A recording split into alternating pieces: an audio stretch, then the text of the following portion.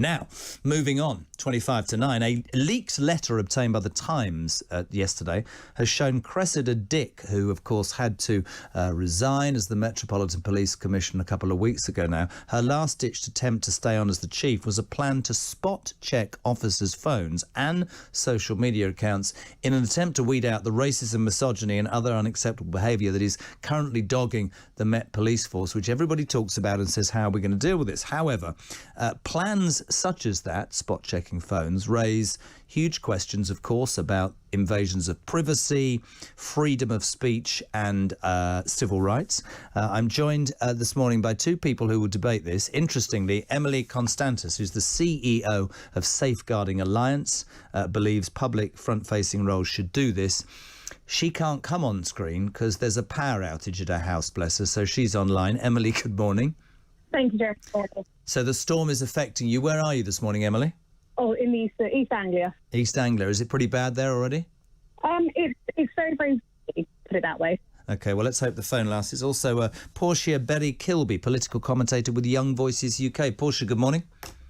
Morning, Jeremy. How are you? I'm all right. Can I put to both of you, the Met Police, by anybody's standards, have been shown to have some pretty turgid things going on, whether it's colleagues WhatsApping each other whilst that horrendous Wayne Couzens was found to be guilty of Seve Everard's horrific murder, whether it's other rape victims as well. Surely, for a limited time, Emily, this is something that is fine to root out a disgusting problem. So I think we need to look at it far broader in scope than just spot checks on phones.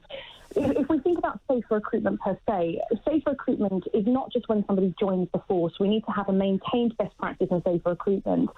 Many organisations, as part of their policy, will conduct social media checks. And individuals will sign agreements that actually they are okay with their social media platforms being searched as part of that recruitment process. It happens in other organisations, and actually we need to start thinking about what essentially we are posting online. We have a digital strategy that will follow that. But it's about that ongoing maintained best practice. It's about embedding a culture of safeguarding within an organisation, not just mere tick box. Portia, what do you make of this? Well, I think we can all agree that vetting someone before they're hired makes total sense, but perhaps the vetting process should be a little more rigorous, and that messages of any employee or policeman should not be looked at random and spot checks without cause for suspicion.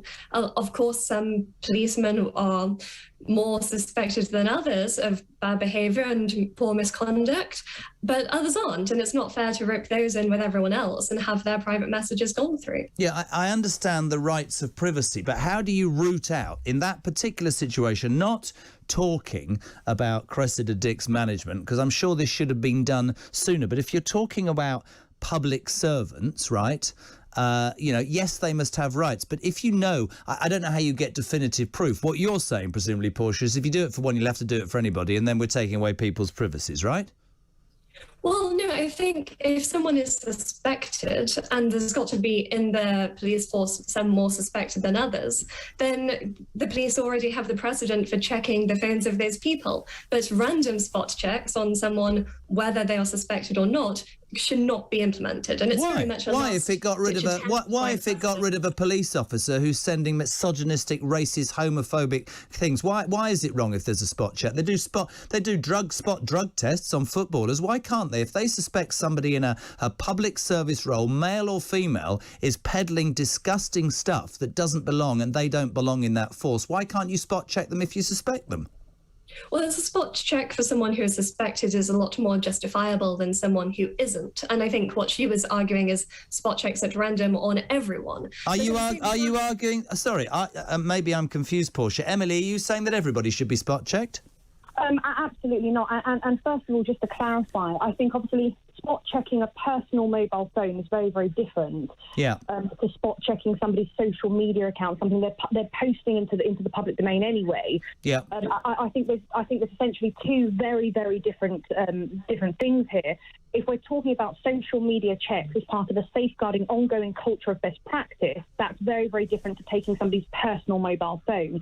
if we have a work mobile phone, some companies will have policies in place or there'll be checks in place. But actually, if we have a suspicion that there is very, very serious conduct being undertaken, then actually, yes, there should be some kind of safeguard in place against that. But again, it's not just about spot checking. It's almost like the horse is bolted. We can't just go in after. We need to embed a culture of best practice from the word go. The police are underpinned by a code of ethics. And actually, it's about how we maintain that code of ethics. Spot checks or no spot checks, it's wider than this. It's about embedding that culture.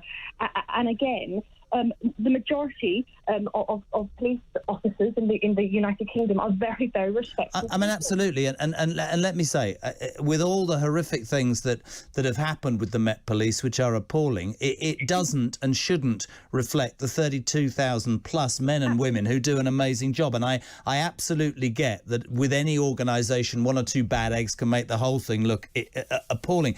And I certainly know that people like Portia would say that the beginnings of something like this can lead to greater clampdowns on our privacy and all that. But I do think if there is proof and a need to rid a public servant of their role because of something they're doing, and you can find that out, I think we have every right to say go and find that out. I don't want policemen and women like that, and I also don't want, as you quite rightly said, the rest of the force would want the world to think that that's normal. Do you get that, Portia? You must understand where we're coming from on that. No, totally. And I think these are all checks done with cause rather than at random. And I think that's an important distinction to make. And Cressida Dick's proposal was not just with cause, there was also a random element to it.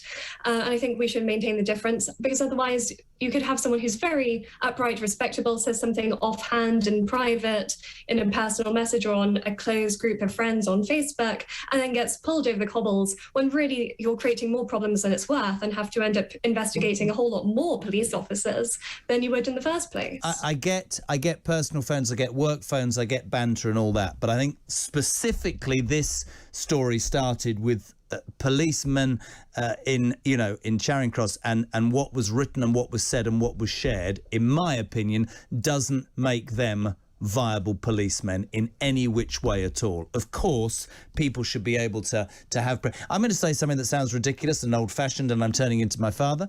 My daughter was talking to me the other day about phones at school. I don't even believe it.